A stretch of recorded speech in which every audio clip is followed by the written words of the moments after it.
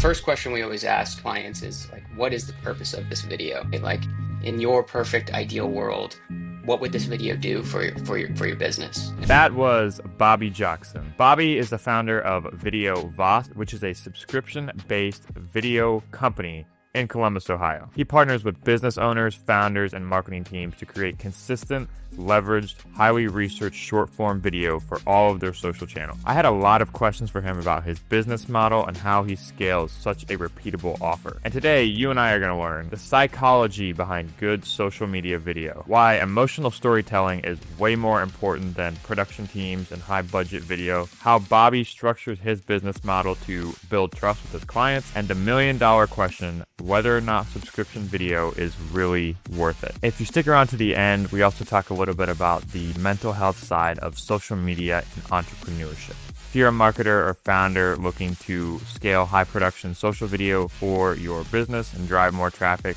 this episode is a must listen for you. Some of the small nuances of how Bobby navigates social media, the small little hooks that we use, and also some examples from common brands that you guys have heard of as well. This is entry 89 of the podcast. I'd love to hear what you guys think. Be sure to tag us on LinkedIn at Andy Milligan and reshare with your network of high-performing marketers. And if you got value from this episode, then definitely be sure to join our crew of 211 highly engaged, high-performing marketers in the Columbus region and nationwide to get a 2-paragraph summary of a weekly spotlight of a high-performing marketer. That'll be in the first link below, along with all of Bobby's information. And without further ado, ladies and gentlemen, this is Bobby Jocson. So I use an app now called Opal. You've probably seen their ads before. Yeah. And I looked at that like last year. That's been a while. Yeah. How is that? I mean, it's great. It's great and it's terrible sometimes, but you can use it for free. But when you're using the free version, you can override like the rules you have set up for locking things down. But so last year I ended up paying for it. So I pay for the yearly, which I think is like probably 80 or so dollars a year. But it Okay. literally locks your phone down. Like I have Yeah. it set to the max lockdown. So a couple times throughout the day, it'll lock down all my social apps and you cannot override it, right? Like you can't go into the back end of your phone and try to change the time. Like it has it completely locked down. So it's nice, but it's also, you go through times where you kind of really want to get into a particular app. And there's been some instances where like I've needed to go in for some type of work situation. I can get onto it on my computer. I guess that is, I could have it linked to my Yeah. computer, but I haven't done that yet. But it's been good, like it's more just a reminder of like at 7 p.m. I have it locked down and it says like family time, right? So it's Yeah. like, Well, it's also like, and that's, I think the biggest value in something like that is like, I think it's funny how it's like the moment you pay for something like that, now it's like, okay, now like that's the buy-in, right? It's like paying for coaching. Like you could probably implement a lot of the stuff yourself. Like you manually have the willpower to not do it, but the fact that you like acknowledge the problem that you acknowledge the problem as being big enough to where something you invest in. Um, yeah. this it's always like workshopping a solution, I think.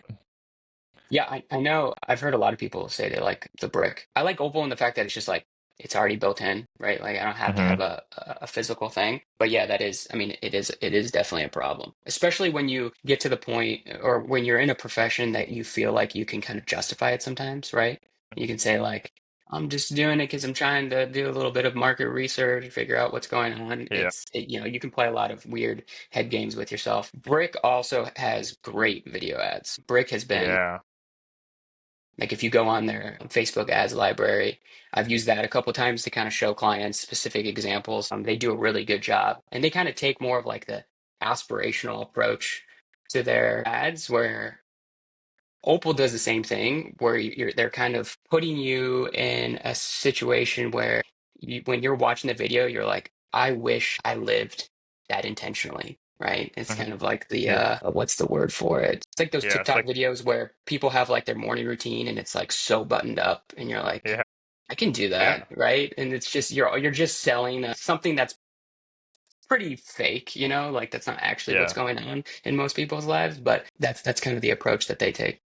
Yeah, that's a really good segue. And I think like part of it is the product, like the tangibility of the product, so they can like tie the end result to like, oh, like I need this physical thing to help me reach this thing that's like almost totally unrelated. And I think, I mean, that's like the concept of all advertising is like sell. That's what Hormozy says, like sell the vacation, not the flight, or like sell the outcome, not the destination, or sell the destination and not the trip or something like that. So yeah, I think it's really hard to do that and apply that, but that I have seen It's they do crank their video marketing though too. Like if they have such good hooks and they'll have like the guy zooming on the camera and will be holding it and then put it on the phone. Um, yeah. And And it's kind of like a domino effect in most advertising, especially that type of product where you're sold something that if I get this, then I'm going to end up doing all these other things, right? Or I'll be motivated to do all those other things. Same yeah, thing with supplements. I think supplements is another big industry that kind of uses that to its advantage, where it's just natural to think, okay, if I get this supplement, if I get this protein powder, if I get these creatine gummies, I was I'm just going to about end to up say working that. out, right? I'm going to end up Yeah, working out. Same thing with workout apparel, right? Like if I get these 10,000 workout shorts, I'm going to be going to the gym every single day. And you're kind of playing off of that emotion. And it's, I think when you say it like that, it sounds deceitful, but I think it's just a natural human thing to want to kind of gather the proper things to then feel like you're ready to go and do that, right?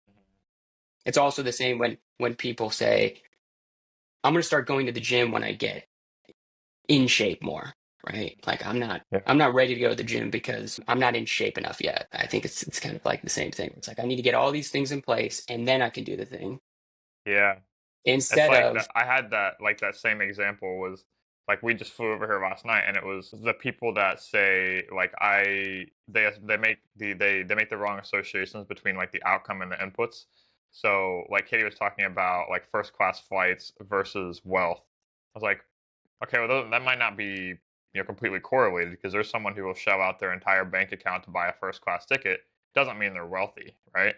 So in the same way that someone who owns all the gym shorts or is investing a lot into the supplements and the routine and the things that are supposed to support the lifestyle that they want but they're not actually taking action on. I think it's always elusive. It's always so much more tempting to create the illusion that we are that person, and it's easier to convince ourselves that we're making progress towards that when in reality it's just like putting it off. And I know I do that in so many areas that it's refreshing to think like I think the only way to like circle that square is to like try and identify it and like point it out in other people, and also like think, okay, where am I doing that too? Because I can think of so many things. It's yeah, Yeah, it's the difference it's between such fun. motivation and discipline, right? Yeah, Motivation is, you're going to get the motivation when you get the new creatine supplement or the new protein powder or the new workout shorts. And that motivation obviously will eventually fizzle out. And then discipline doesn't have to be as scary of a word, I think, as most people think about it. It's really just being consistent and knowing that, if I'm going to work out 5 days a week, I'm going to work out 5 days a week knowing that not every workout is going to feel amazing. And it doesn't have to be the best workout you've ever done. Sometimes discipline is not feeling great that morning and going in and not having a great workout at all, but knowing that you just went in and you did the act to know you're kind of setting yourself up for that domino effect or for the rest of the week. I think that's what I'm consistently thinking about is like, is this being powered just off of motivation or am I action oriented to the point where I know it's not going to be perfect every time, but I'm just going to be consistent with it. yeah. There's a Probably should do book. that with my content marketing. Yeah. Well, I mean, it's like there's as soon as you go down that rabbit hole, we can start talking about things we don't like about ourselves all day. But there's a book I want to share with you. It's called Everything You Just The Art of Thinking Clearly by Rolf DeBelly. So like, and I think it's really cool that kind of you are thinking about these things. This is like the entire reason I started the podcast was it's like how people apply, like you have like these big higher order, almost like psychological just things to be true, and then like how you apply them to like different areas of marketing or sales or conversions or anything is like I think what makes it the most effective, because then it kind of gives you a baseline to go off of. But the book The Art of Thinking Clearly by Rolf DeBelly is like I forget how many aphorisms it is, but it's like human biases and like things that we foundationally think to be true and how they impact all of our decisions. And he gives like really tangible examples of them in real life. So one of them was like there's like the sunk cost fallacy. There's which is the one where it's like, okay, it's already bad, doesn't matter how much worse it can get. There's like the house money effect. So and it's kind of like breaches in with like basic like marketing psychology. So like the pricing standards, like the movie theater, like if you price popcorn at like $2, people are gonna buy. If you like price popcorn at like $2, $7, and $9, people are either gonna buy the $2 or the $9 one because they're not gonna waste money on the $7 one because it's so close to the top one. The house money effect too was really interesting to me. That's where if people are rewarded, it's kind of like the gambling principle. So people are rewarded. Like if you give people go into a casino, you give them $500. They're like, oh man, like this is house money. I'm gonna spend this however I want. But in reality, it's still $500. You could have walked your ass away and had a guaranteed $500. People are so much more likely to gamble that money because they view it as like bonus. And so like you can apply that to like a million like marketing campaigns, like in-store credit, like things like that. But it's like so many of those like quick hits, like here's the principle, here's an example of how it crushed.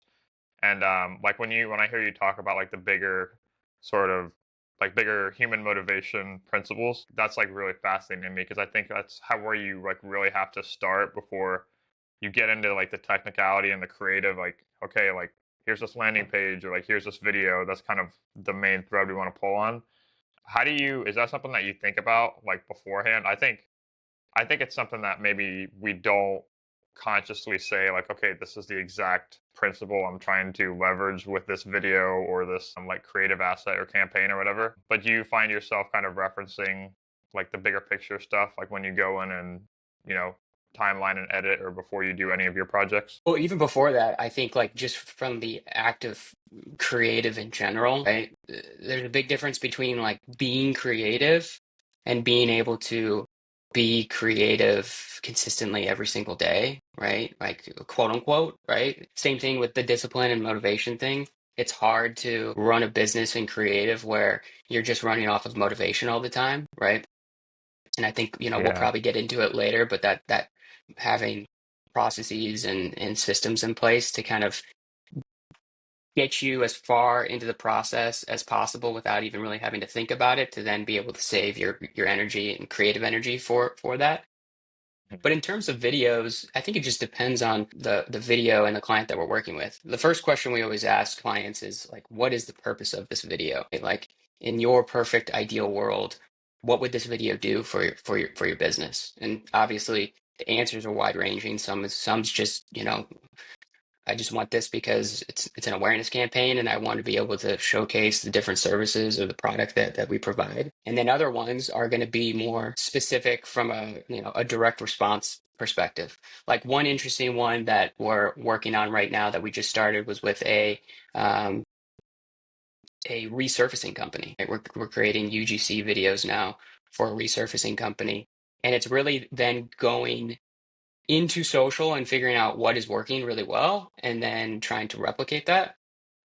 And I think like taking resurfacing, for example, which is a very niche thing, it kind of goes in hand with that aspirational approach. So if I have a house and I have a garage and I have a garage that's cracked and it's rough and it just doesn't look good, I'm less likely to want to spend time in it, invest in the garage, right?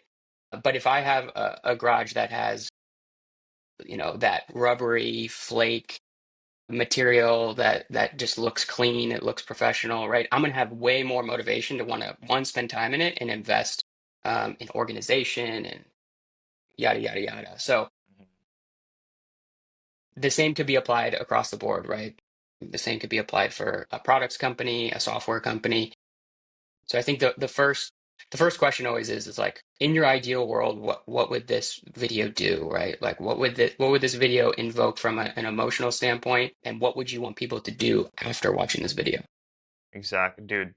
It's so crazy. It's so crazy, like how similar it actually is. No matter like the medium of expression, like that's literally the first question I ask. Like, when we do like wireframe mockups for like landing pages to say, okay, this person, because they know that's, I think, our biggest thing, like our biggest skill and our biggest asset, something that like AI or anything will never be able to replace is they know, client knows their customer, right? They know their emotions, they know their pain points. Now, what is the ideal action that they take based on what they see, you know? So say someone comes to this website or they see this video, what is the response that you want them to have? Get client, make them say that, like, okay, this is what I would feel, this is what I want them to feel, and then getting them to take action on that emotion that they experience in that brief landing or in that brief period of time that you have them or have that attention. And I think like being able to like layer on like the force multipliers for you, that's like compelling hook, good visuals, good assets. And then when you match that with the foundational stuff, like having the messaging on point and then really addressing the right pain point, I think that's when you kind of, when you align all those, that's when you start to hit the home runs. And I would even argue, I would like to hear your opinion on this, but even like production quality comes second behind like actually knowing the customer and knowing the message. Because I mean, obviously, I think especially nowadays, like having like a really good hook is just necessary to get a foot in the door. But what's your, like, how much, if you had to like scale weight like the importance of the different assets that go into like a video, like a short form video, for example, so video ads, you mentioned UGC, Hmm. how much would you prioritize like the importance of, say, the hook, the messaging, and the production quality? So you have those three things: hook, production quality, and messaging. How would you allocate like the percentage of importance of those three things? And is there nuance between different industries or different goals or et cetera, or different calls to action? Yeah, I think it depends on the client, right? Like, there are some clients that, because at the end of the day, too, at the end of the day, we do what the client wants, right? Like we'll Right. give our opinions and we'll be able to suggest things, but if a brand wants to stay pretty buttoned up, right, we'll make sure that their visuals match that and they stay pretty consistent and have a perceived higher production value. Whereas, with UGC, which performs really well, and we do that as well. Um, Production value isn't as key. I would say with direct response ads, production is less important, especially in short form video, because you're really trying to hone in like what is like what we talked about before. What is the goal that you want people to do after watching this video, and then developing like what is that hook, right? And that hook obviously is then tied to the messaging within that. Whereas, I have a robotics and automation company. They want to stay a little bit more buttoned up, and be able to kind of have that more perceived higher end feel. So I think it's definitely a case by case basis. Yeah. And a lot of it is driven off of like the client themselves, right? Like I said, we can suggest and give feedback all we want, but we also want the client to be happy with the video. Um, Yeah. and yeah. Yeah. That's such a, and that's honestly, I think a lot of, I mean, just through these conversations, I think a lot of people are able to relate to is that you have to find that way of communicating to where you sort of land in the middle of that Venn diagram, right? Because Mhm. if you are just, and we kind of talked about this last time almost, but if you position yourself as just like we talked about it in terms of like being a designer, but if you position yourself as just the task taker and the person that's there to just answer all of their, fill all of their creative requests. I think that's even what got us in touch in terms of like me dissecting your model is that you risk falling into that.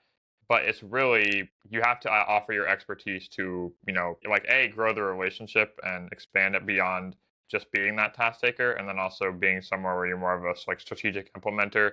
You're actually marketing their business for them, and they start to trust you to not just give advice, but also just take on more responsibility. And that's where I think, when I think of all of our best clients that end up doing site maintenance plans and like ongoing marketing, SEO and stuff, like those are the relationships that I'm really trying to build around. But how do you sort of like dovetailing like into your business model with VAAS and stuff. How do you take that position as like the expert when it is so when you say like video subscription service, it can Mhm. fall into that bucket of like, you know, task taker designer. Like they are the directives of the creative. They kind of probably have an idea if they know what they want. But how do you transition that into being like their video resource rather than just, you know, like comparable to like a production, just stock video library, like a freelancer? Like what's your Yeah. differentiator there?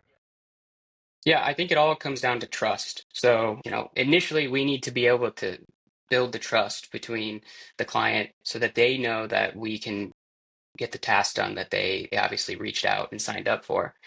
And then, each client that kind of they take a different trajectory depending on the client, right? Like we might get to the point where we kind of just take over the videos and we're kind of on autopilot and they trust us really quickly and we just go with it. And it's a situation where they don't really have to think about it anymore.